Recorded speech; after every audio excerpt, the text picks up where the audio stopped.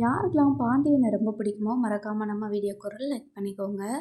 இப்போது நிலா வந்துட்டு அவங்க ஃபேமிலியெல்லாம் விட்டுட்டு வந்து இங்கே இருந்தாங்க. ஆனால் ஒரு சின்ன தப்பு நடந்துருச்சு. சின்ன தப்பு இல்ல, பெரிய தப்பே நடந்துருச்சு. ரொம்ப நம்பிக்கை வச்சு தான் அந்த வீட்டில் தங்கியிருந்தாங்க. அவங்க ஃபேமிலிக்கிட்ட எல்லார்ட்டையும் என்ன சொல்லியிருந்தாங்கன்னா, இந்த மாதிரி ஒரு பாதுகாப்பான பிளேஸ் எங்கேயுமே இல்ல அப்படின்னு சொல்லியிருந்தாங்க. ஆனால் இப்படி ஆயிருச்சு. இப்போ வேறு வழியே இல்லாம சேரன் என்ன பண்ணிடுறாங்கன்னா, நிலாவ கொண்டு போய் ஹாஸ்டல்ல சேர்த்து விட்டுட்டு வந்துடுறாங்க.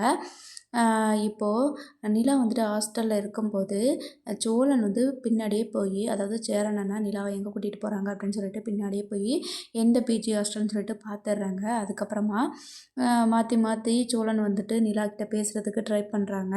சாரி அப்படின்னு பலூன்லலாம் கட்டி அனுப்புகிறாங்க. இப்போ நிலா வந்து என்ன சொல்லிடுறாங்கன்னா, இனிமேல் உங்களுக்கு எனக்கு எந்த சம்மந்தமும் கிடையாது அப்படின்ற மாதிரி சொல்லிடுறாங்க. நான் தெரியாமல் பண்ணிட்டேன் அப்படின்னு சொல்கிறாங்க. தெரியாமல் என்னங்க பண்ணுவீங்க? ஒரு பொண்ணுக்கிட்ட தப்பாக நடந்துக்கிறது தெரியாமல் பண்ணுறதுக்கான காரணமா? இனிமேல் உங்கள் மேலே எனக்கு நம்பிக்கை எப்படி வரும்? இனிமேல் நான் அந்த வீட்டுக்கு வரவே மாட்டேன் அப்படின்ற மாதிரி சொல்லிட்டுருக்குறாங்க.